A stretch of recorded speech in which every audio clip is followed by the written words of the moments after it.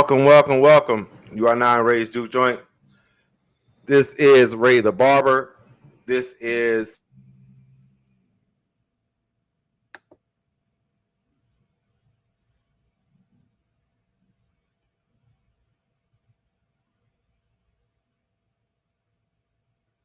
Are you froze? Am I froze? There we go. I don't know. It was. You know what it was? I know what I did. I fucked up.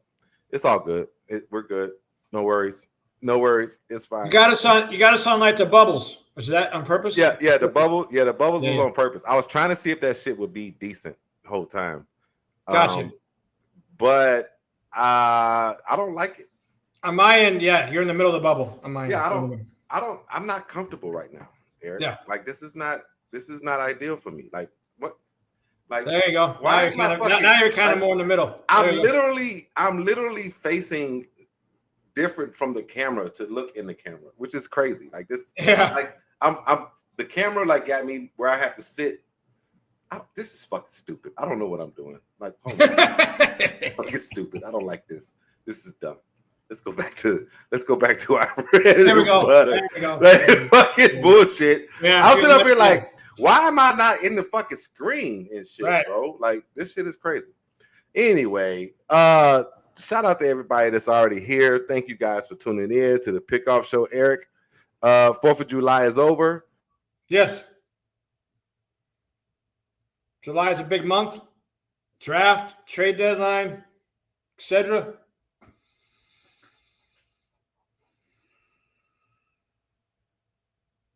I can't hear you.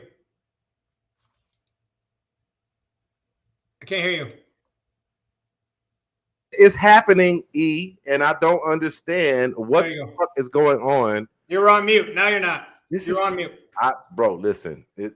What day is it? Is it Friday the 13th? I don't know. I'm starting to think that your wife being gone, like, I don't know. Maybe you can't function with your wife being gone. I'm starting to think maybe you need her back. Well, Michelle, Mrs. Powell, listen. When you come home, like I'm all out of whack. Like, what the fuck? I mean, he's playing with camera angles and lights. Like, listen, I don't know. It's usually a seamless process to get this fucking show started, but I'm over here bumfuddling with fucking bullshit. And Eric is doing the do. Anyway, welcome to the Pickoff Show. This is the show on the channel where we cover all things White Sox. Most things fantasy, and some things we piss people off on. Yeah, that's normal. That's a good line. That's a normal. I think I'm gonna keep that. I'm gonna clip that. I'm gonna keep that. I'm gonna try to normal use show. That every week. It's a normal show. Normal. Yeah, we cover all things White Sox. Yes. Some things fantasy. Yes. And all things some things piss people off. Yeah. Yeah.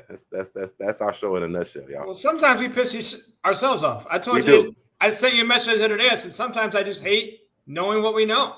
Yep. Sometimes it's like you see it coming and it's just like I don't want to be right, but then you are right, and it's like okay, I feel good I'm right, but I don't want to be right because it's affecting the shit that I want to be right. Right.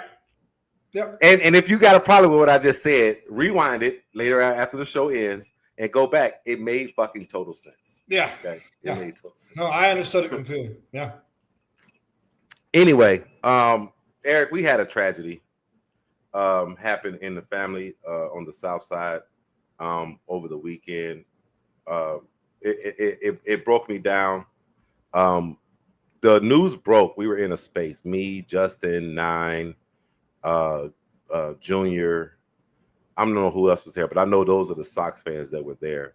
And then Matt came in and said, "Hey, y'all, Bobby Jinks just passed." Yeah. And it hurt, like legit hurt. Like I didn't know that I could be hurt by the death of a player, but that shit hurt because I loved Bobby. He was so much I think everybody did. He was so much a figure, so much a personality for he embodied the closer role. Like I felt like he was born to be Southside Chicago too, or White Sox at the time. It's a sad ordeal. I mean, no, he was Southside through and through without even like somebody shared it today, and I think it was on 670 The Score. I want to say another guy that we follow, Scott Merkin, was on the show, and he basically said that he was talking to Bobby not too long ago, and he told his mother, like, or his dad or somebody, don't raise a fucking Cubs fan. Like, what's more South Side than that? Yeah. Like literally, what's more South Side than telling somebody to not raise a Cubs fan? Like that's Bobby. And then, like, we were talking on Saturday. Me, Justin, and Nine did an impromptu show. I don't know if you saw it, Eric. I didn't see it. Yeah, we did it was like we was all watching baseball. It was like, just fucking, let's take it to the stream.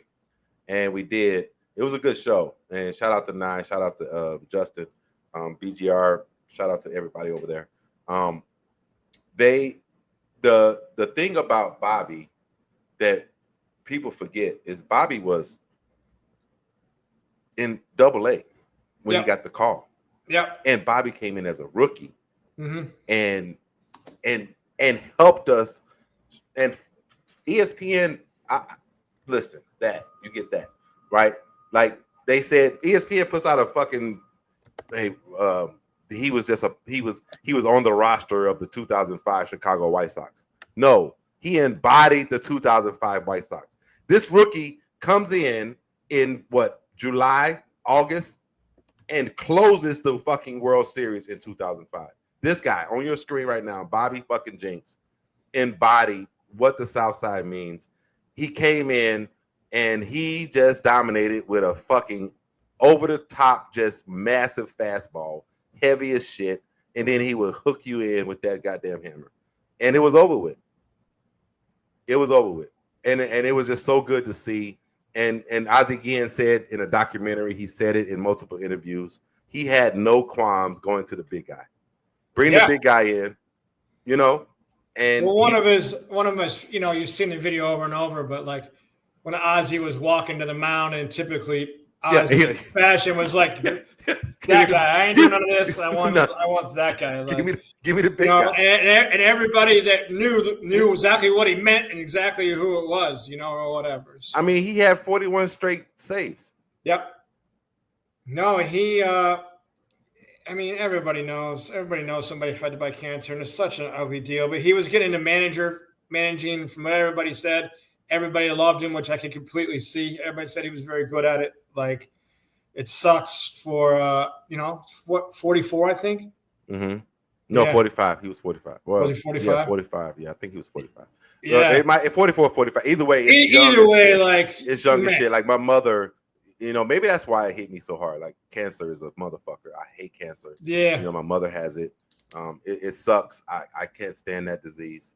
And, you know, and Bobby was a fighter. And if Bobby's fighting all the way to the end, it was being fucking fought. And well, like, when in 2005, if him being 44, 45, he's roughly right at your age, right? You're 2 or 3 years older. I'm 4 or 5 years older. Like, when we were watching him come in and doing what we're doing, like that natural bond of like connection, which is there, same age. Yeah, it's my guy. Like same guy. Yeah, we went to.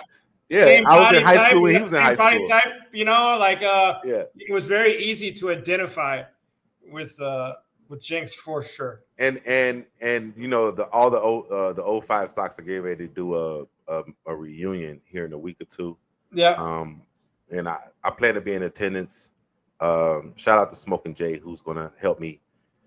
If I can't make it, he's still gonna get something that I need done for me. Shout out to Smoking Jay, who's a Cubs fan, by the way, but he's still into that world where memorabilia and cars and things of that nature happen, and he's going to help me out if I can't make it. But I'm pretty sure I'm gonna be able to make it to the reunion. I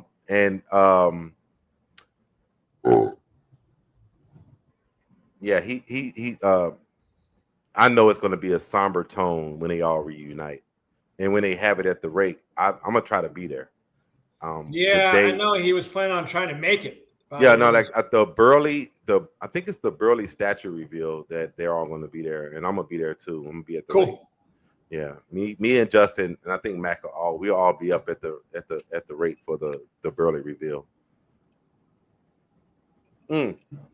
Speaking of the Burley reveal, what if they made it the Burley fucking beneath the leg, fucking tossed to first base. That would be a fucking dope ass fucking statue. Dude, that was but everybody be like, that. Still one of the sickest plays ever. Yeah. I mean, yeah, it was one of the sickest plays ever. But I think he had another one. You know, his reaction to his perfect game. I think that's going to be the one because he just put his hands up and tipping his tap to Dwayne Wise was like it was just perfect cinema for baseball. You know, so we'll see what happens. I can't wait. But RIP, rest in peace to Bobby Jenks. He'll never be forgotten, especially from Southsiders like myself and you and other people that we congregate with. Bobby Jenks meant a lot. He was a big time part of the championship team that we had in 2005 that continuously gets disrespected. I don't fucking know why. It just continuously gets disrespected. And here's the part that pisses me off, Eric, and I'm gonna get off my fucking soapbox. Yeah. There are things that 2005 White Sox team has done that will never be done again. Yeah. It will never be done again, Eric. The pitching was insane. And like you look at it now, not only would it never be done, I mean, you could probably count on one hand how many managers would trust, not managers, how many starting pitchers somebody would trust to let them throw the 9 innings. And the White Sox had 1 through 5 doing it, or whatever. Like it's incredible, some of the stuff you'll never see again. But when you talk about going to a championship or you talk about trying to win a World Series, like Bobby Jenks, you need stuff like that to go right. You need players like that to come out of kind of nowhere, like to your point, AA to deal to end up being closing out the World Series. Yeah. So, once again, RIP to Bobby Jenks. Our heart goes out to his family. Our heart goes out to the teammates, the managers, everybody involved with the 2005 team and beyond. Like there was a lot of love being shown across the fucking MLB when Bobby died. So yeah. That shows that he was respected. For sure. So, that's it was sad. I just, like I said, it was sad for me. It was just a day of like, what the fuck? Like, I can't believe this even happened. But as we go, let's move on. Thank you guys for bearing with us while we go down memory lane and pay respects to the fallen of the passing of Bobby Jenks. All right, so Eric, MLB draft this weekend. It is. It starts on Sunday, ends on Monday. The White Sox, to the be grown, and to the people hate it, but we have the number 10 pick. Right? Yeah. And the last few years have not been what everybody is up in arms about. Everybody is like, this is the best pick. You know what I'm saying? Do we have a chance in changing that? So my question to you is, what is or what should be the White Sox draft strategy this weekend? Well, it's interesting. I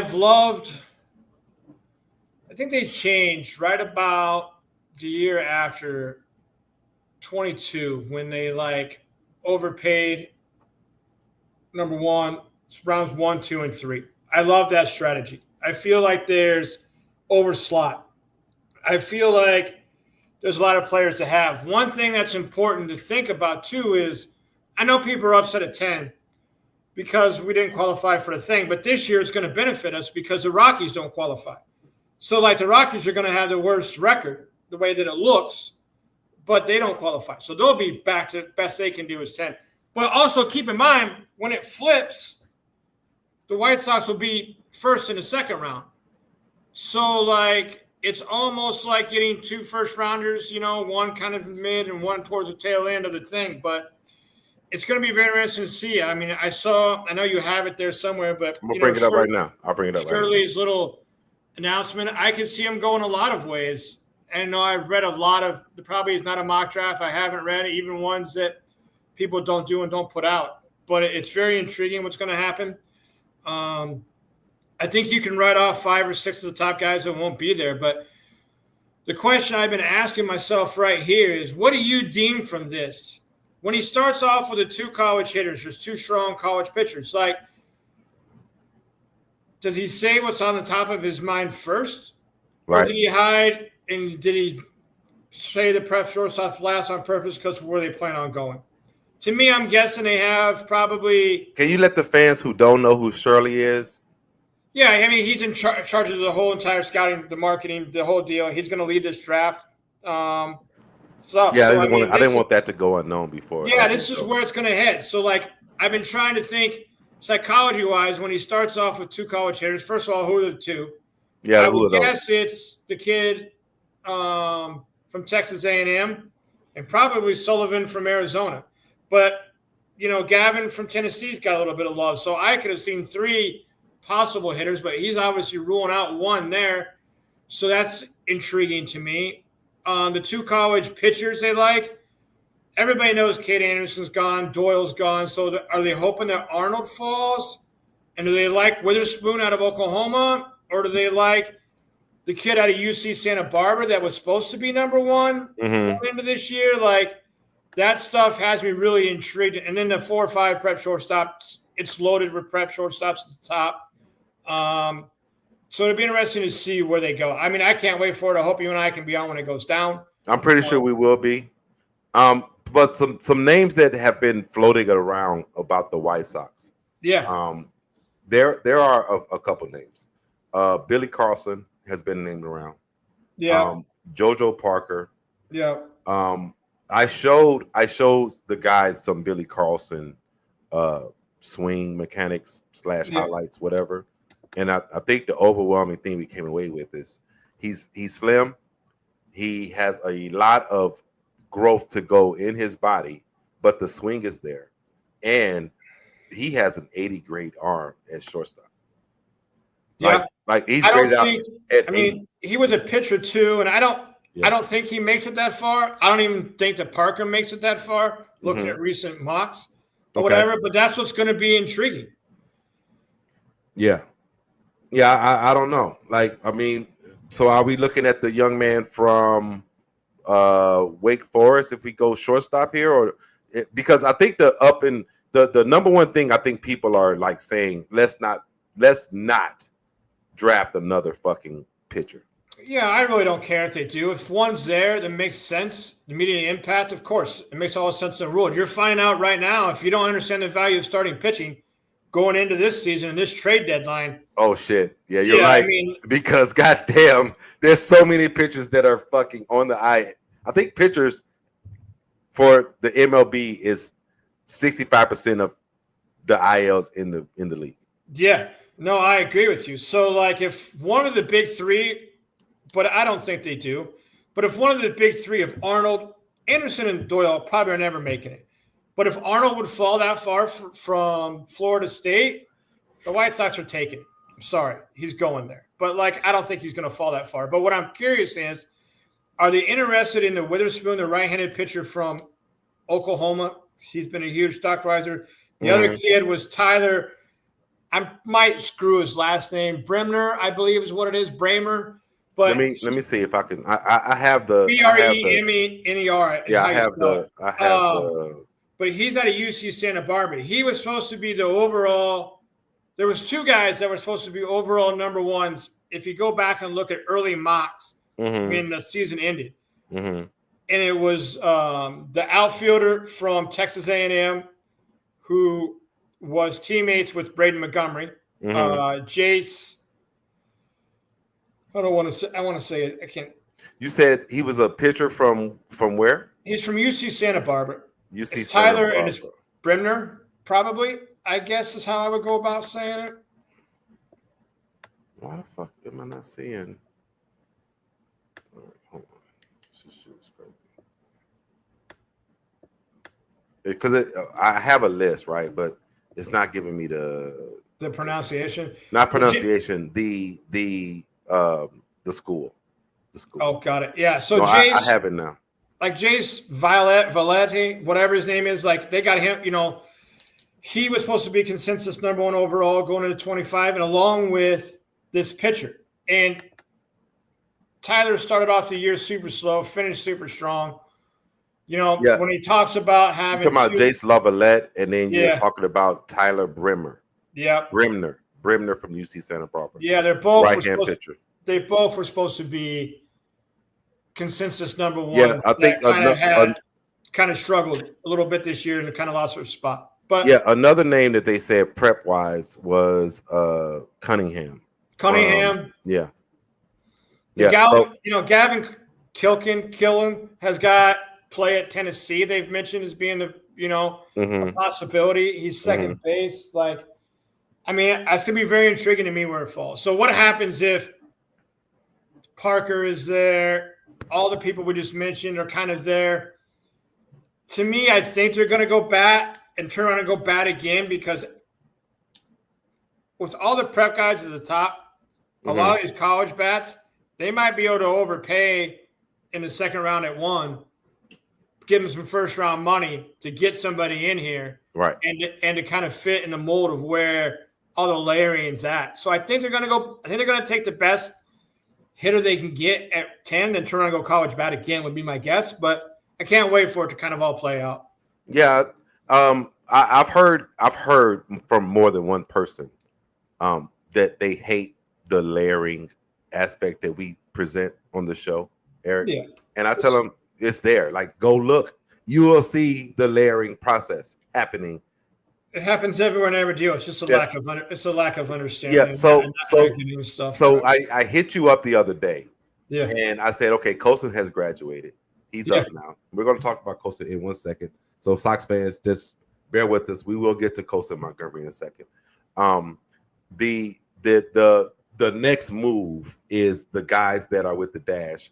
And I told Mac the other day, like, Braden was already in Birmingham, but he's not. But the 3 guys that's with the dash that are going to be moving to Birmingham is the next one. And then the 2 guys that are with the Barons are going to move up to AAA. Yeah, I mean, it's going to be a constant one of those where these guys move together. When you're trying to build a core and you're trying to build something, you're trying to go over, like, you got to have things every year. You got to have but the Sox have been terrible at it for years. So I get why people hate it and they don't understand it because they've never done it. They can't see it. Yeah. But if you need a better example of it, just go look at the Houston Astros. Yeah. The Houston Astros just do nothing but kick vets off their team, and they're in first place by 11 some games because they understand it. They get it. Yeah. You can't hold on to long-term vets. You got to move them, and you got to be able to replace them on a level. And you got to have those levels there when it comes. But there's nothing wrong with – there's kind of 2 levels going on right now within the Sox, right? You've kind of got the core of Teal, Cuero,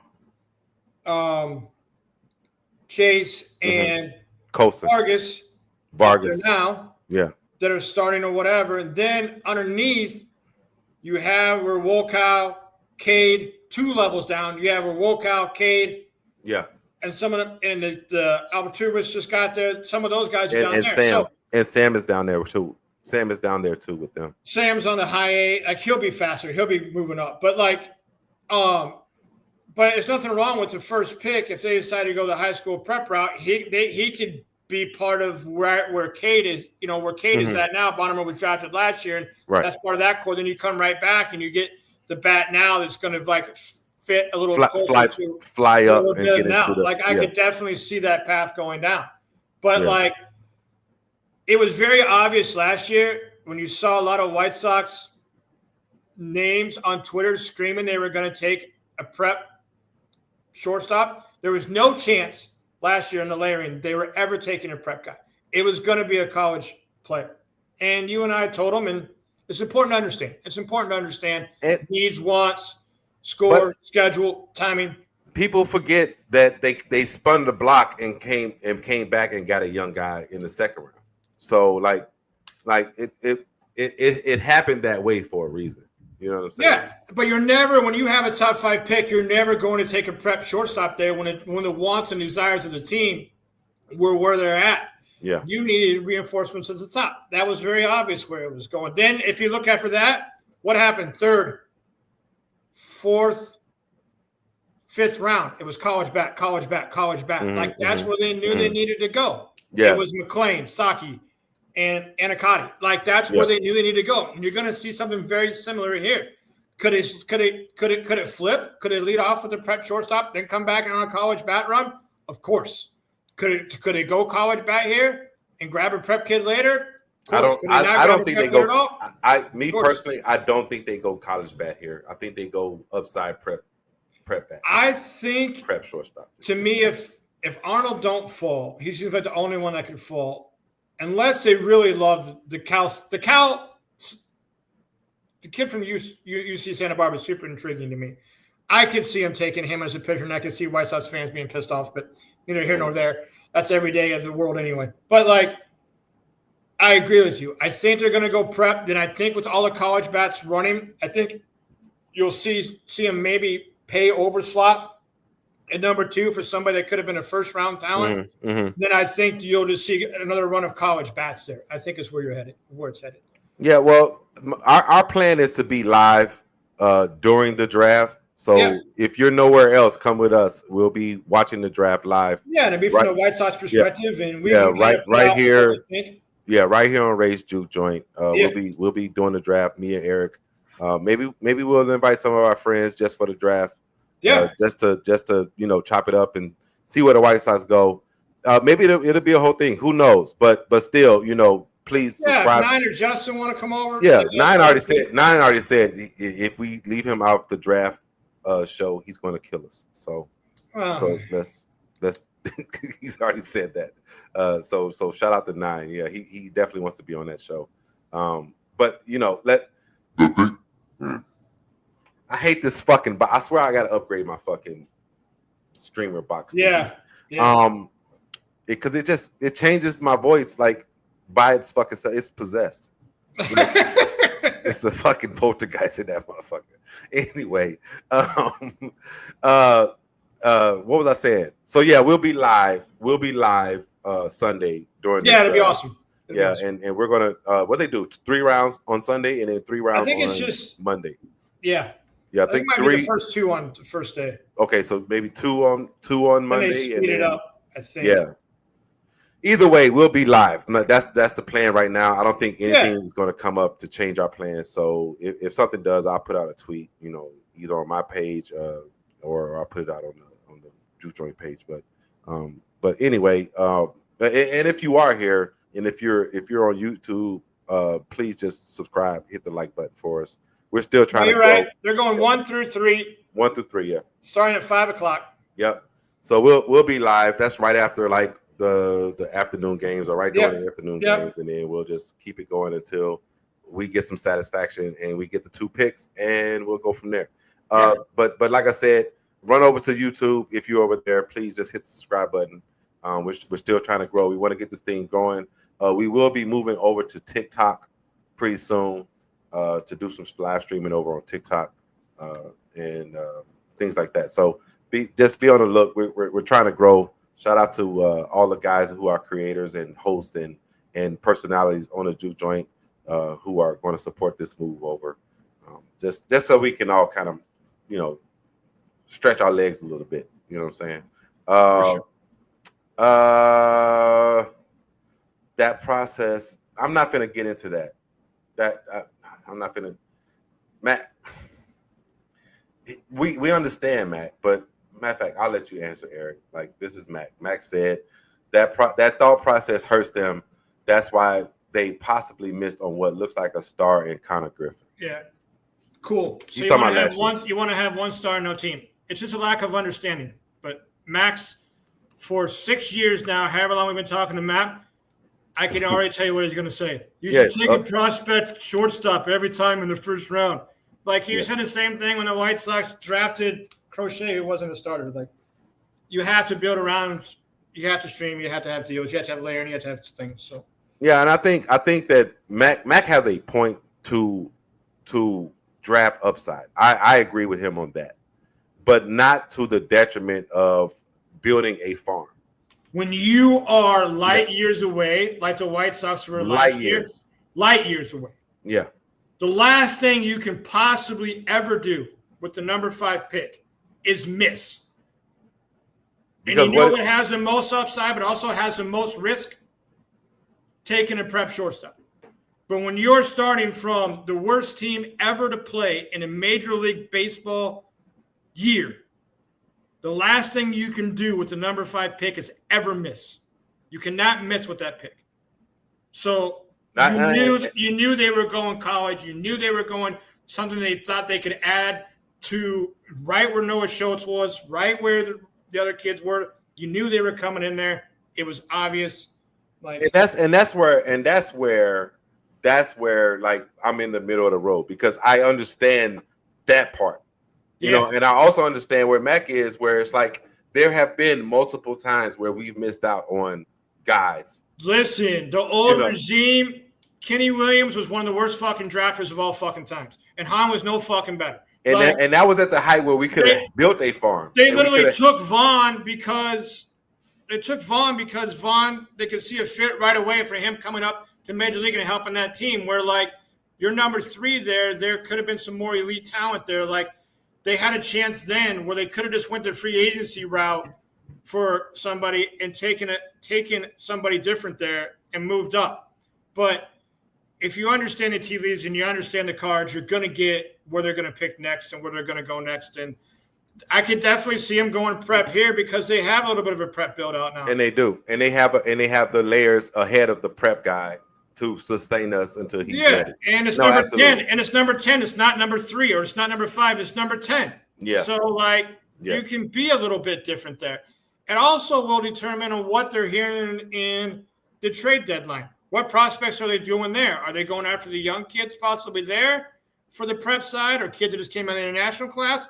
Or are they going for more ready talent there? That also will determine kind of where this pick goes. Like, and behind the scenes, you have to understand where it's going. And you just can't be a basic. They should always just take a high upside guy. And we'll know as the board falls. We'll just say we know where they're going now. Yeah, I mean you can throw 6 guys. You could probably throw 6 or 7 guys out. You can throw 6 or 7 guys out. You know that are never making it.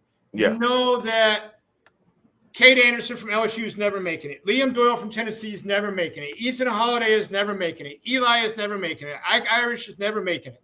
Jamie Arnold's never making it. The Eli shortstop kid, never making it. Like, you can throw them out. Now you're looking at a pool of like a handful of 6 or 8 guys. Is Arquette making it? He ain't making it. He's not making it. Okay. So then is Fine. Gavin Fine? He would be there. Okay, so Gavin Fine would be there. But one of Carlson and JoJo. You saying JoJo? One of the 2 will be there, right? Carlson. No, I don't know if one of them 2 is going to be there. But both could be gone. Both could be gone. What does Toronto do at 8? That's the question. Right. And where does Arnold fall? But they could both be gone. But what you're looking at is maybe one of Billy and JoJo make it there. Mm-hmm. If you go underneath, Brennan Summerhill will make it there. You could see Witherspoon make it there. The Tyler Bremner make it there. You could see Jace is going to be there. Mm-hmm. Witherspoon from Oklahoma will be there. Like, it's interesting to see where they move. Right. But the thing that's cool about MLB too is like it's not like your other deals drafts. Like, you can overpay somebody that what number 8's not want to pay, and you could get a better kid. Like, say they wanted JoJo Parker. Say like that's their play. Say like he was the one. Just overpay him at 10. Pay him what 8 was going to pay him. Pay him what 7.5 is going to pay him. Like, there's a way to get around picks where the other sports there's not. Yeah, and somebody was saying there is an agreement. Who the fuck told us this? I was on a space or I was somewhere. They were saying that there's an agreement basically for JoJo. That if we take JoJo, there's a handshake agreement in place that we take his brother in the 2nd round. Yeah. Well, if they took his brother, they would never take him in the 2nd round. And I'll tell you why. Because they would never want to burn the resources. They would just overpay him slot in like the 4th, 5th, or 6th round. Yeah. Remember when they made a deal with Wolkow? It was robbed. It was round. but they paid him $1 million. They paid him third round, second round money. Yeah. So if they are going to take his brother, they're not going to waste a second round pick when his brother's probably going deeper than that. They would make that handshake deal and be like, I'll overpay you, but I'm not drafting you until the 6th round because I want more talent in the organization here at my number 2 pick. I got you. I see what you're saying. You see what I'm saying? Like that's the cool thing about the draft is you can manipulate, and that's when you learn to understand like what matters and what doesn't matter, and who's supposed to fit, who's not supposed to fit. But there's been guys like Elko, Taylor Broadway, who was a friend of the show, friend of mine, right? Yeah. Like shout out to Taylor. They were paid very little signing bonus, almost none, because they saved room to overpay other people. Right. And so I hope they stay with that strategy. It's been correct. I hope they stay with that. It got him Grant Taylor. It got him Peyton. It got him Jonathan Cannon. This overpaying for slot has worked, and I'm hoping to see that again. I think fans are going to be so happy once Peyton Pallette comes up. Like they're already happy about Grant, but Grant is Grant. Like we've went into long discussions about Grant Taylor. Yeah. If you don't know where me and Eric are standing, go back to our last show. Yeah, we'll tell you how we feel about. Go back to 7 shows ago. Go back. It's been for a long time, right? Like Grant is our guy. Like we really like Grant, but Pallette is not a slouch. No. So Peyton Pallette, he was another very similar to Grant. He was drafted in the 2nd round, paid over slot, went to Arkansas, had Tommy John surgery, so he's been a little slow coming back. He's currently in the bullpen at Charlotte, but he's also Rule 5 eligible. And if you don't know what that means by now, that means they have to move him on the 40-man roster before December, or they could lose him in the draft, i.e. what has happened to Shane Smith. So they're not going to take an all-star, by the way. Yeah, so they're not going to take that chance. So they're going to move him up. So you'll see him in Charlotte pretty soon on the back end of the bullpen there with Taylor, and you'll get an idea of what the bullpen looks like kind of going into next year with Peyton and Taylor both on the back end. Yeah. So, it is draft season. And a crazy fucking thing happened yesterday. Or was it today?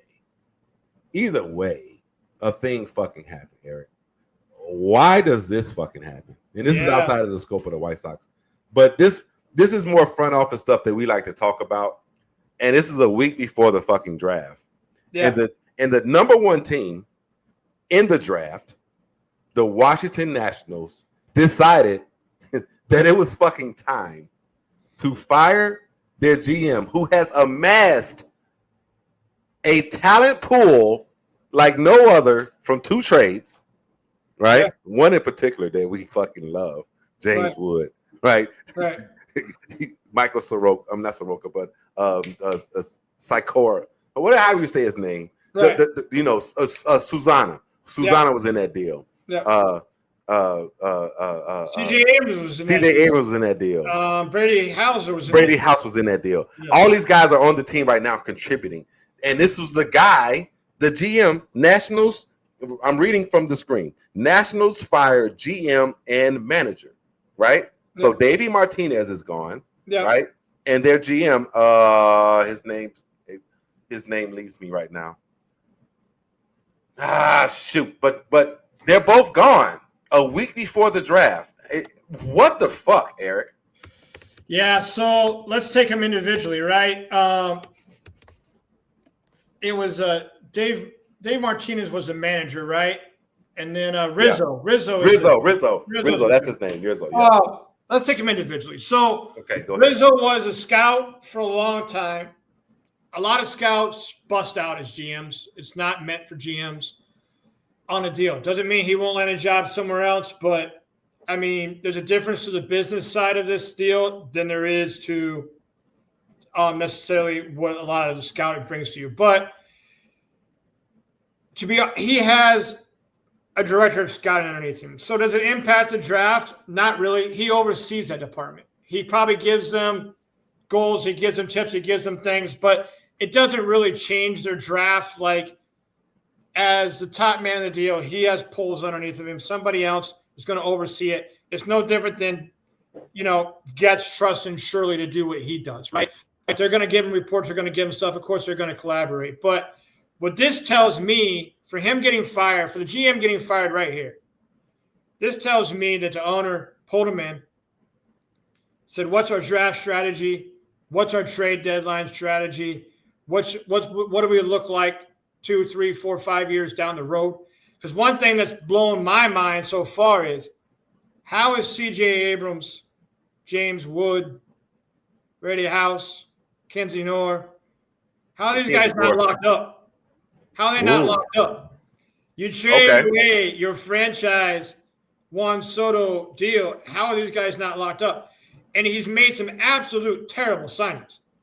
Don't forget, he signed Patrick Corbin to that huge deal. He signed Strasburg, who got hurt, to that huge – they're still paying him out the deal. Like, so the business side cut up a little bit. But to my question is, I'm guessing when he had that conversation with the owner, he didn't like the answers of what he thought the trade deadline the next 2, 3, 5 years looked like, and he got ousted.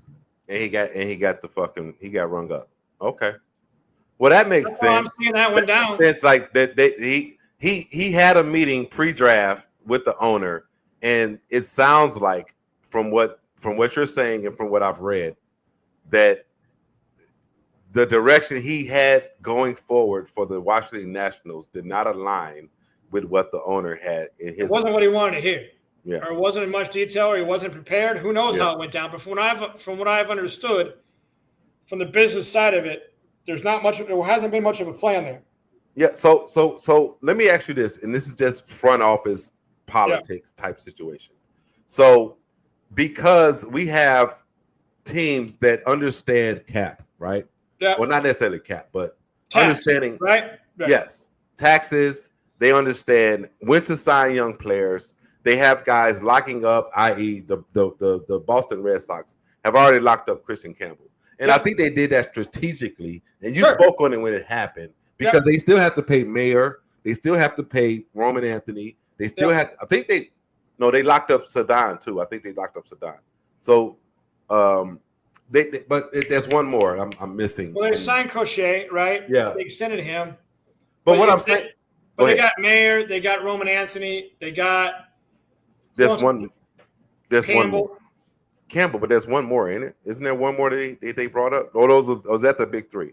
That is the big three. Mayer, Campbell, and but anyway, they got to pay the other two, right? Yep. So they knocked down signing Campbell early. Yep. And so now they're looking at who's the next one, which is probably going to be Roman Anthony because he's the big one. And just to go back and not to harp, but just to go back to the ones that don't understand, we talked about this when they got rid of Devers' contract. Yes.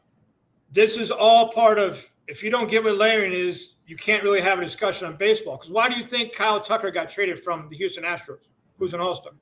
Because they had a plan. Layering. Money, finances, trade. If you don't get this part of it, there's no reason to have conversations. But now that they moved, not only did they create a position opening by getting rid of Devers, who's a DH only, they also opened up money to come for years to extend Anthony, Campbell, Mayer. Like, this is where the Crochet, who they've already paid, like, this is where the next group comes from. Now they're going to look to build into that. So, yeah, and then like you know, and to the Houston side, they just built value in Jake Myers, who's going to have to get some money. I mean, there's nothing more powerful for the argument than watching somebody say goodbye, Alex Bregman, goodbye, George Springer, goodbye, Carrera, goodbye, Justin Verlander. Yeah. See ya. I ain't paying you top dollar on a deal. I can't because I understand the needle's got to move and the thing's got to change, and I got to be able to layer my team financially and strategically throughout the deal so I can compete and play year in and year out. Yeah. Like, they get it. They're one of the best at it. Them in Tampa, one of the best at it. Like, there's no doubt about it. Yeah. So yeah, I just wanted to kind of touch on, like, what's the mindset? I mean, the manager, he was fired the day he said it isn't on the managers because we're not hitting well. The day he said it wasn't on the coaches. Oh, yeah. It was like a month and a half ago. Put a for sale sign in his yard. That was just a matter of timing. You know what, Eric? I forgot about that shit till you just said that. He did say that shit Like in the media. Like how I'm standing here with it ain't the coach's fault they can't hit. How I'm standing here with a microphone right now, he said that shit in front of a fucking camera. My house is for sale. Like my house is for sale, you can have it. He's fucking but that was coming. That was coming. But they did what's up, Caleb? How you doing? They did bring in an old Sox legend as the interim coach. Yeah, well, he was on the bench coach, and now he's back to his second interim deal there. Yeah. Cairo. Yeah. So I'm more interested in, like, they must have an internal solution for the GM, because who's going to run the trade deadline? And you ain't going to hire somebody. They have to have a plan. They must be somebody in house they like that they can easily transition over. Absolutely. Okay, now we've been live for 45 minutes, so now we have to go into. Right, we're going back to the White Sox, and Eric. Before we get there, I must say, and I need this to be a disclaimer. If you watched our show in the last 2.5 years, if you're a fan of the Pickoff Show or Race Juice Joint, whatever, right? We don't want any player with the Chicago White Sox logo on their shirt to fucking fail. We don't want that. Of course not. We don't want that. We want White Sox success always, right? We want White Sox success.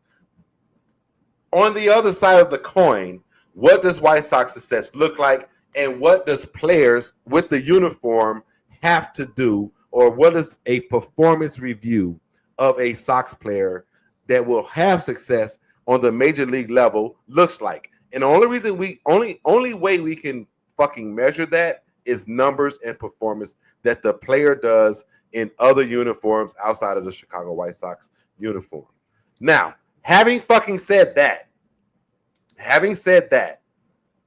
we had a debut, and people are losing their shit about this young man who has come up and made his debut. Colson Montgomery, number 12 for the Chicago White Sox, has finally made his debut. He came up on Friday, and he went right on the road, and he started fucking raking, Eric. Yeah. He started raking. He hit well. No lie. No holes. No. He hit well. The perennial K rate that we all know is coming at some point wasn't as. It wasn't prevalent. The first day he went 0 for 3. Like, he's in a good spot, and he's on the right team. He's already on the 40, and the club has nothing to play for at this point.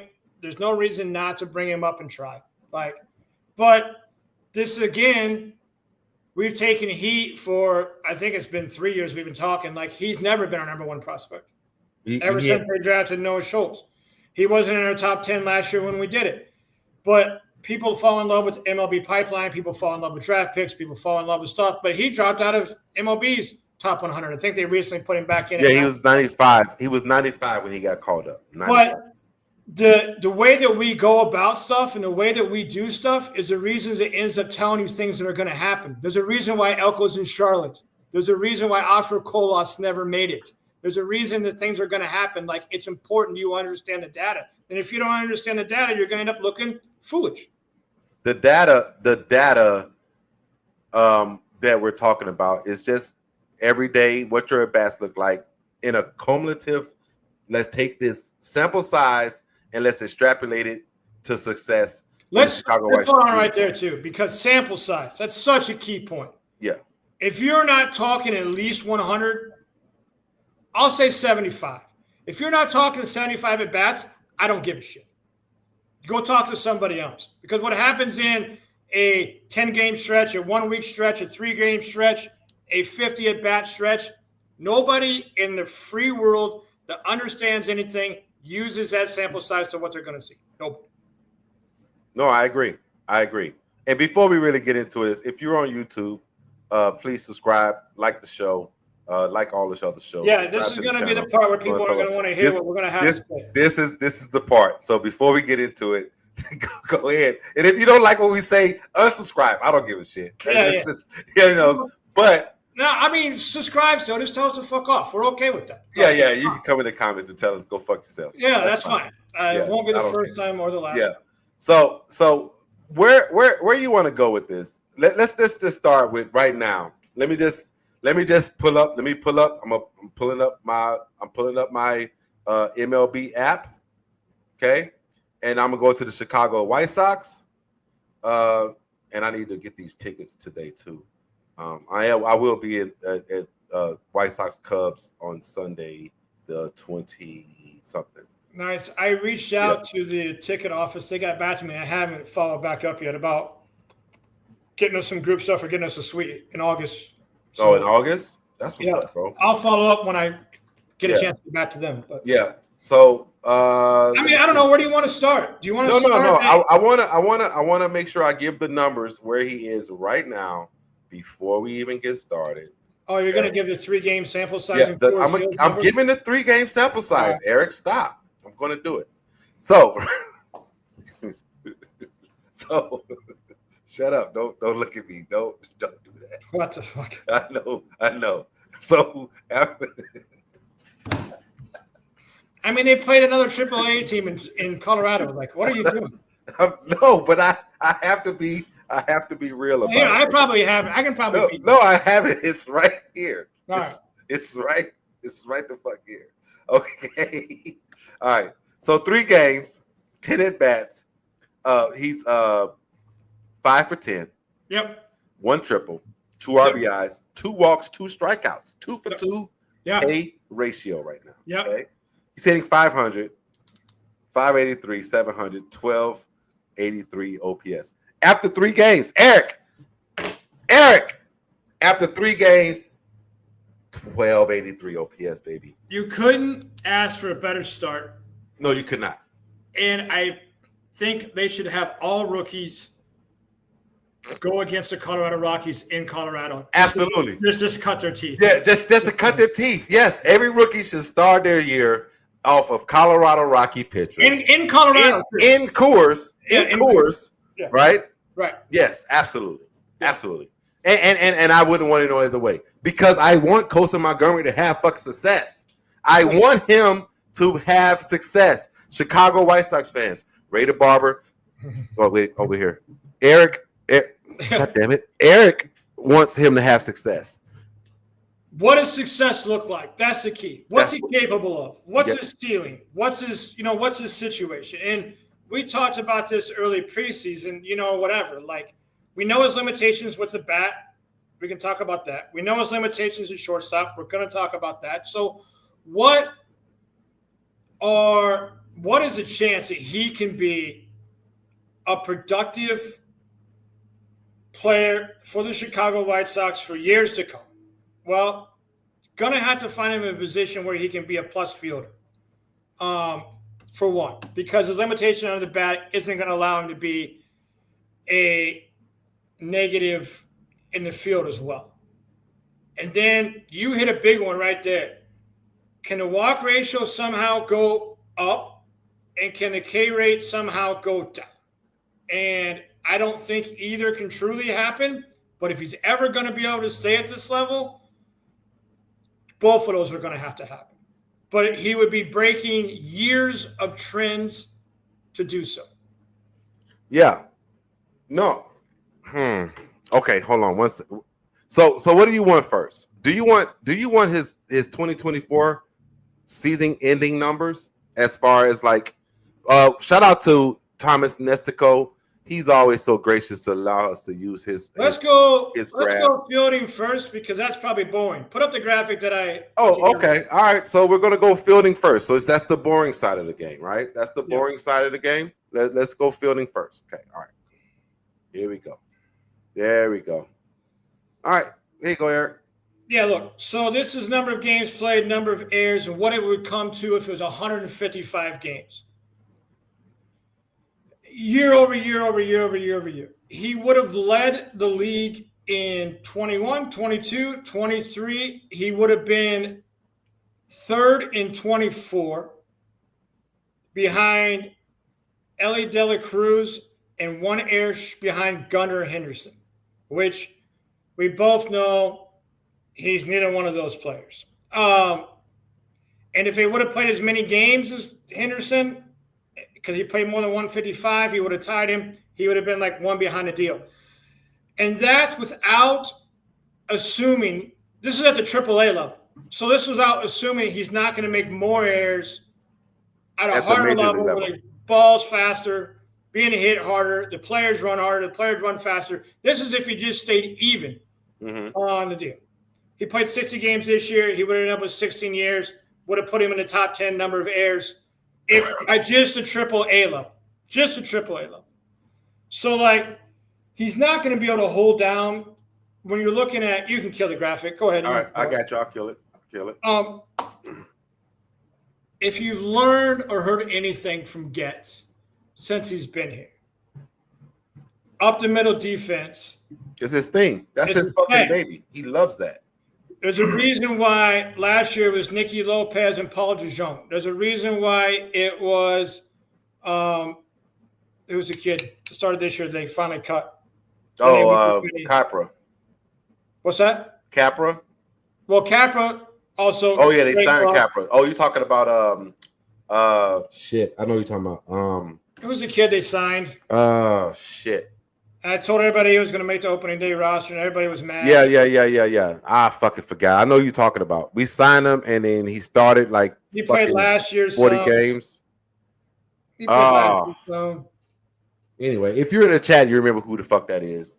Yeah. Somebody type who it is. Yeah, I don't remember that, but I can find out. You know who it is. He was a shortstop for like 30 fucking games, 40 games this year. It's gonna drive me crazy. Everybody hated him. It's gonna drive me crazy if I don't figure out who it is. It was Amaya, Jacob Amaya. Oh yeah, because you were like, don't be surprised if he fucking comes out of camp. What do all those guys have in common? They could all field it. Montgomery can't. So. Well, no, he made it over the shoulder catch in his debut. Listen, he's an athlete. He's going to make plays. I'm not saying that he's not going to make some plays that look good every here and there. But like the track record, everything's going against him. O'Neal Cruz did the same thing. He made great plays. Yeah. And by the way, he would have had one more error than O'Neal Cruz, so they kicked to center field because he couldn't play short. FYI, in the 2024, and that's without the league jump. So, shortstop's not going to be the home long term for him. So that's a limitation. Where does he end up? Possibly it's third base. I mean, he's got a big enough arm to play it. I could see it. Maybe it's the outfield, but we've always said he's going to end up at third base. You and I basically since. I looked at his profile. Yeah, I always thought that, but even lately, I've been kind of leaning to like outfield. I could see him being a Gold Glove first baseman. Really, I can see him having who's the lefty that played for the Royals, assigned the huge Eric Hosmer, having like an Eric Hosmer type deal, and that could keep him in the major leagues if he could be a Gold Glove caliber first base.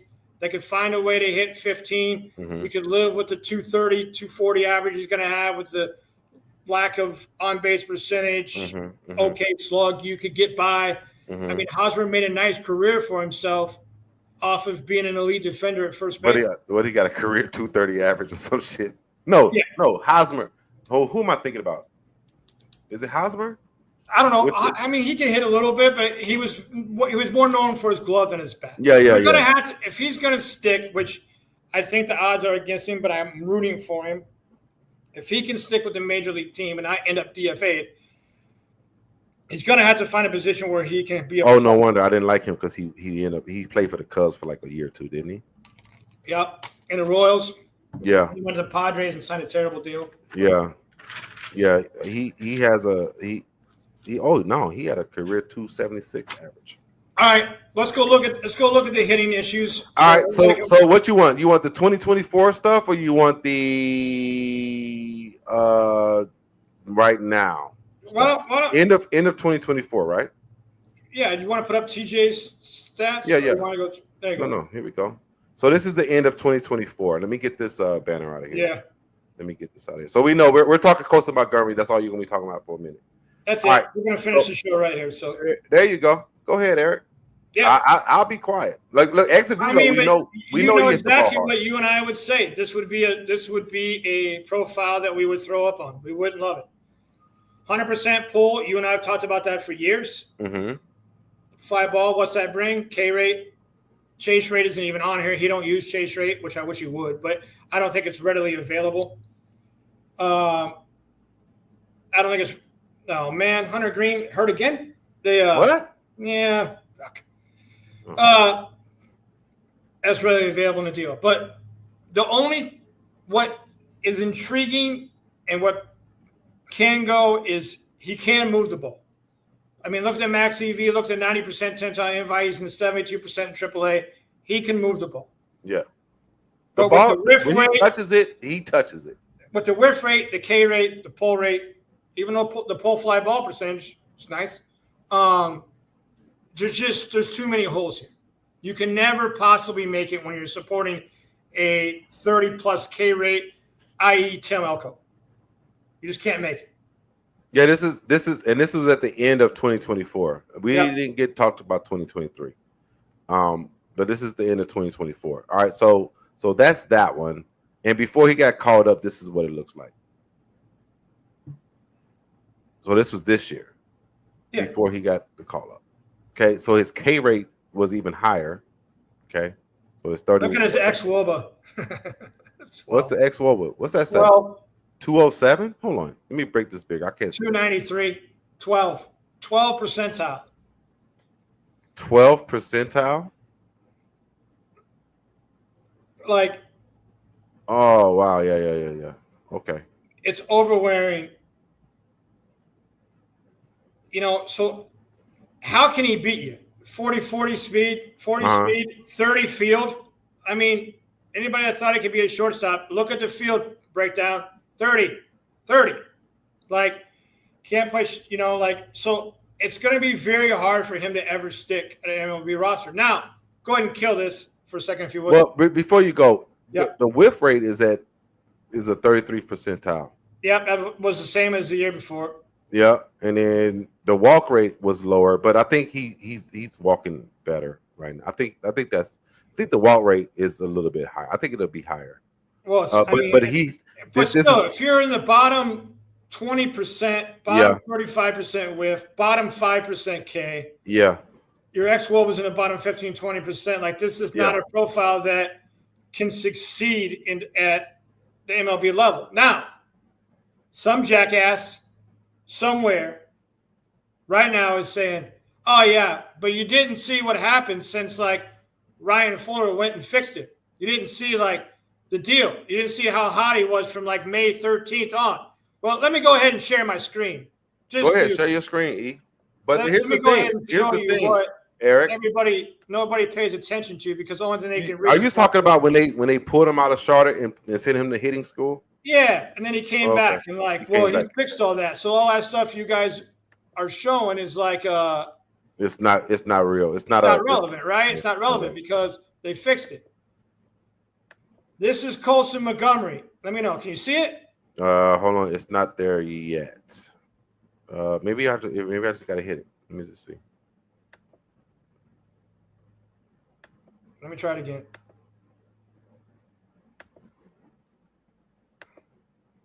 Let's see. There it is. There it goes. All right. It goes. This is the alleged hot stretch that everybody was so excited about for Colson Montgomery. This is broke down from the time he got back. Here. You see this? 5/13. This is the day he came back up until 7/1. Okay. July 1st. Okay. I want you to look right here. What's that say? 28.4 K rate? 28 point in the hottest stretch he's had in his whole entire life. He still struck out at a 28.4% K rate. Okay. We know from proven data the jump from AAA to MLB K rate on average moves up 22%. Okay. If you take 28.4 times 1.22 on your calculator, you're going to come out with a 34.68. Mm-hmm. If you put that against a 600 at bat season, 207 Ks, he would have finished dead last. Behind Schwarber? What's that? Behind Schwarber? He was better. He struck out more than Schwarber did. That's kind of hard to believe. The only person that was close. Tolia. He would have struck out less than Tolia. No, more. The only person that struck out more than him was Ellie, who played 6 more games than what I forecasted on here. Ew. He was like 6 Ks behind Ellie. Ellie struck out the most. And that 40 speed and 30 glove with 207 Ks and a riff weight of 2 and a thing of 2, like, just let the kid play. I'm going to root for his success. The chance of him ever, like... We're definitely going to root for his success. No, but the chances of him ever making it are just, they're slim. It's slim. But what else are you going to do? He's on a 40-man roster. The White Sox have nothing to play for, nothing to gain. So give him a run. But I don't know where he finds – there's so much going against him. I don't know where he finds success. I don't see how he can long-term find success with the fundamentals that he has now, with the core he's starting with. And you asked me for one more thing. So hitting profile, John Anderson, Anderson, the day he got called up, okay, he put up Colson Montgomery's hitter profile. His caption said, "Montgomery the last 2 years in the minors. He must be an excellent defender," was his, what he typed in for his post on Twitter. Okay. So I'm just going to share this. I'll just share this. Share the screen.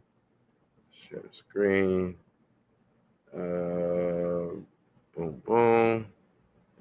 And this is off Twitter. And it says 814 plate appearances, 215, 319, 398, 717, 30.2 K, and 10% walk. So that's just raw data from a guy that doesn't even care about the White Sox. He's just looking at who got called up, because that's what he does. He's a pure stats fucking number cruncher. Yeah. So, and this is, you got to remember, this is at the AAA level. He hasn't even moved to what's going to be the biggest jump you could possibly ever make to the major league level. Yeah. So you're going to have to be patient. He is going to struggle. But on the flip side, Ray, we do gamble. Betting Colson to strike out can make you some money and help your kids at the holidays and do that kind of stuff. That's fucked up, E. I thought you were going the other way with that. I literally thought you was going the other way with that. Live betting boost. No, memory decay. Eric, I literally thought make you some change. I literally thought you were going to go and say run the hot streak while you can before the K's come. You went straight to fucking bet how many times. Jose Barrios has got 2 free Ks tonight, and it's got Colson Montgomery's name beside it. It's got Colson. Oh my God, you are fucking serious. I want White Sox success all the time. I want the White Sox. I want the fucking South Side. Look, I got White Sox shit all over the place. Yeah. I want White Sox shit to happen for my sanity, Eric. K-rate's got to go down 10%. He's got to get in a position where he can be a plus fielder, and that walk rate of 10.8 has to go up. Has to go up to probably 12. He's closer on the walk rate than anything else, but you can't have a whiff and a K rate and an xWOBA. Can we live in a world where he Ks 180 times, but he gives us 25 bombs a year? Yeah. But he's got to be a plus. But he's got to be a plus fielder. So that's why I'm saying you got to get him off of. You got to get him off of shortstop. You got to put him somewhere where he can be a plus fielder as well. So is he Isaac Paredes? He's no, because he don't K. He's more like Suarez without quite the power for the Arizona Diamondbacks. Huh. Without quite that elite side of power. But could he hit 20? Of course, he can move the ball when he hits it. Yeah. But you're gonna have to live with You're going to have to live with 220. We're going to have to live with 0 for 5, 3 Ks every fucking series. At least He's going one to have game. to bat 7th, bat 8, and hope he puts a charge into 1 or 2 and play Gold Glove defense. It's the only chance he has to stick at the MLB level. It's the only chance he's got. Like we've been labeled coasting haters, and we're not coasting haters. The numbers, we report the numbers. We always knew he wasn't a shortstop. We always knew he couldn't beat you with the glove at shortstop. We always knew that his profile doesn't play well at third base because third base is technically supposed to be a power hitting position. One of your better run producers. But now you're telling me you want him at first, Eric. You're telling me you want him at first now. Yeah, I mean, to me, that's the only shot I could see where he could be a Gold Glove and we could live with the output of the rest of it. Okay. Maybe left field. But he can't beat you with his feet. He ain't stealing no bags. Like, how is he supposed to beat you? What are you afraid of when you see Colson Montgomery? How does he change the game? Does he work counts? No. Can he swing? No. Can he field? No. Can he run? No. Like, what are you afraid of having him out there for? I don't know, Eric. I know. I want So I'm trying to find him success. I need him to be a Gold Glove. I need the K rate to go down. I need the walk rate to go up. I need you to help me. I need him to be okay with hitting singles to the left side. Give it up a little bit of the power that he's just out in front chasing all the time. He has been for the last 2 years, and that's why you see the stats that you see. 3 years. But more than likely, the experiment's not going to end well, and I'm ready for the draft and the trade deadline. Like, I'm counting on – if my forecast of the White Sox deal, Montgomery is not a part of it. And if he is, it'll be a great surprise. But again,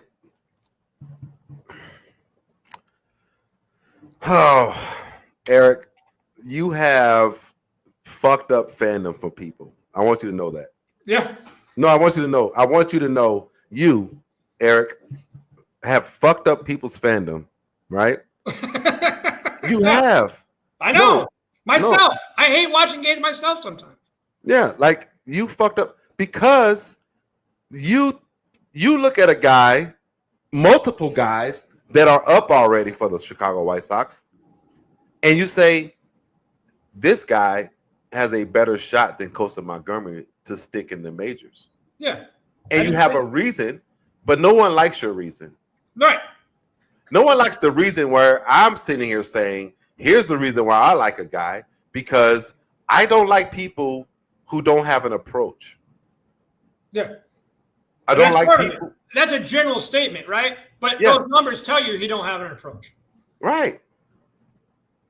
Like, I don't like people who can't find a way to fucking get a hit that's not poolside. Can you change a game and go 1 for 5 or 0 for 4 with a walk? Can you go through the ups and downs of the struggles of games? Like, when you're talking about an MLB player and you're talking about what the White Sox are looking for and what they're going to go, like, can you beat me in a different way than just what you can do at the plate? And if you don't have an approach, you can't. Eric, look what Caleb said. Yeah. For years.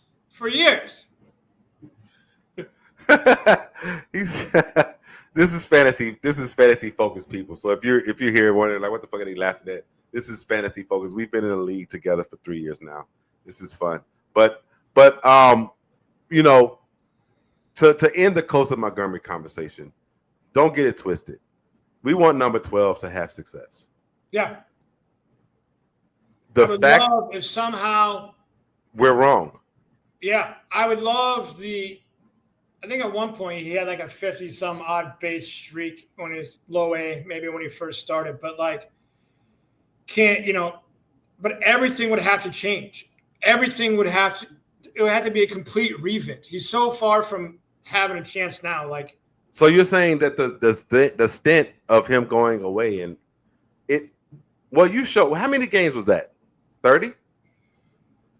Oh, whatever May 17th to July is. Let me go off advanced data. Maybe it'll tell me number of games. Yeah, 31 games. 31 games. Okay, cool. 31 games equals roughly 70 at bats, 75 at bats. It was. That's close. No, it was 118 at bats, 134 plate appearances. He struck out 38 times. Now everybody's going to talk about what his home run was, or what his OPS was, or what his deal was. Oh, I multiplied it by the wrong fucking number. But what you don't understand is, great, he barreled a few of those. Mm-hmm. A great barrel rate is like 9%. Like, that is not going to stay there. He isn't always going to barrel those. This not is not in the major leagues at all, because you got people that this you got to face. He could have been, and he still struck out at a high clip. Like, there's just too much there. Live wager, Colson Montgomery strikes out twice tonight. Just do it. Just thank me later.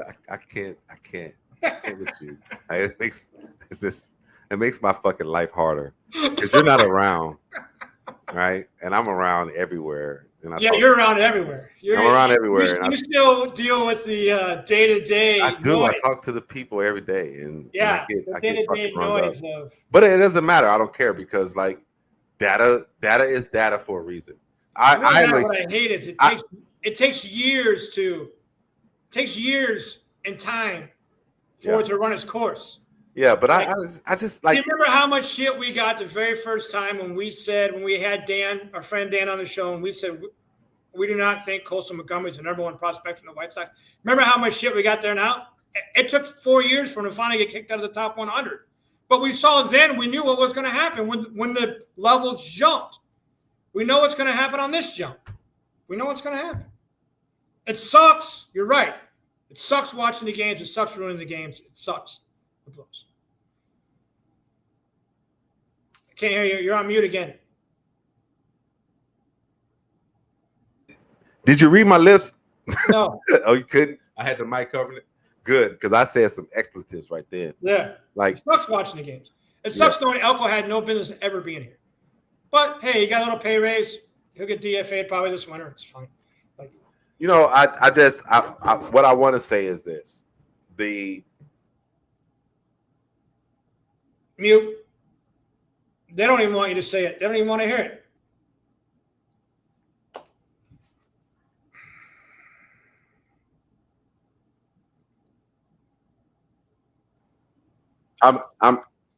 Can you hear me? Yep, I can hear you. Okay, I'm getting fucking pissed here. So, fuck this microphone. It keeps fucking. I don't fucking know. Anyway, what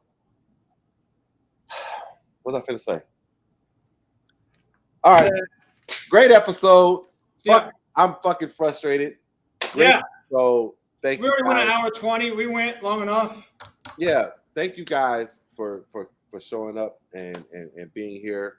I wish we'd have got some more comments going because I know you guys are seeing us and y'all are probably throwing us the middle finger and other things. Shout out to all the White Sox fans who show love to Bobby on Twitter. Shout out to all the White Sox fans who gave ESPN shit for what they did with Bobby's passing, and just it's just been a weird kind of shift in dynamic as far as like White Sox fans this weekend. It was like Bobby passed, come together, fuck these motherfuckers. You know it kind of like took a lot of sales out of a lot of the momentum that's going on. Like they are playing better, having Grant up, seeing some of the four young guys do better, like knowing the draft and the trade deadline is going to inject more talent into the organization. Like with Bobby Patterson kind of went out in sales, but in true Southside fashion, Southsiders fashion, motherfuckers was not having it. Nope. They was not having it. And AJ called him out. Yeah. Even some fucking old Cubs players called him out. Yeah. Which was like, I thought it was cool. The Cubs actually put him up on the board. Absolutely. Whatever. That was a nice touch. Yeah. So I mean, it's good, but at the same time, we're 30-60 right now. We're halfway through the season. We told you guys 2 years ago, don't expect to win until 2027. Yeah. And we're right on that fucking path. Yeah. And Colson coming up is another step in that fucking process. right? Can he be a part of it or can he not be a part of it? And then we'll be live on Sunday with the draft to cover that, to make sure that everybody kind Do of. you have somebody you're leaning towards? I really don't have somebody I'm leaning towards them get. I'm more interested in the process. But do you have somebody you're hoping they get? Now you're froze again. I don't know. What did you say? I'm sorry. That's all right. Do you have somebody you hope they get? I like, and you said he won't be there, but I really like the shortstop from Cali. High school Carlson? Carl, I really like Billy. I like Billy Carlson. Is that who you like? I like Billy Carlson. Yeah. I really like him. Like just watching the kid, the quiet swing. Nothing gets in front of him. He gets on top of most pitches. I can't wait to get into it Sunday, but there's a couple big picks. Toronto's one of them. Cincinnati's right in front. Toronto at 8. But Eric, Toronto at 8 is interesting because did they expend their farm all the way?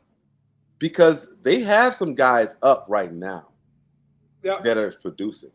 Yeah. Do they have to refill their farm, or do they have some hidden gems there? Yeah, I'm gonna guess they want to go college arm there pretty bad. But if Irish would fall there, they would go Irish. But I don't think he'll make it that far.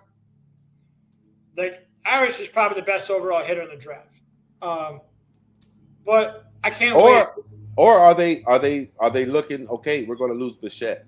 But they can completely go prep though too. They have the same flexibility that the White Sox kind of have. They could take JoJo. They could take. I've seen it, or whatever out there. I could see them taking Eli or JoJo or Carlson that gets there. Like they could go that route.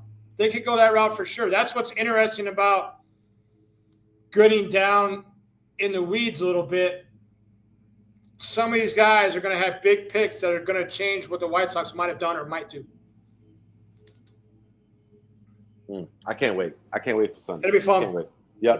So thank you guys for showing up. If you are on YouTube, please subscribe, like the show, subscribe to the channel. Thank you guys. Thank you guys. Everybody on X or Twitter.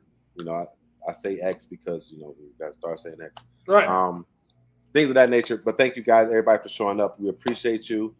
Eric and I will be live during the draft, and then maybe we might even go again Monday to recap it even more.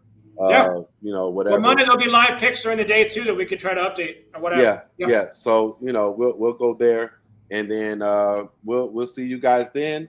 We're gonna cut the lights off in here, and thank you guys. Okay. Thanks, everybody. Eric, go home, man.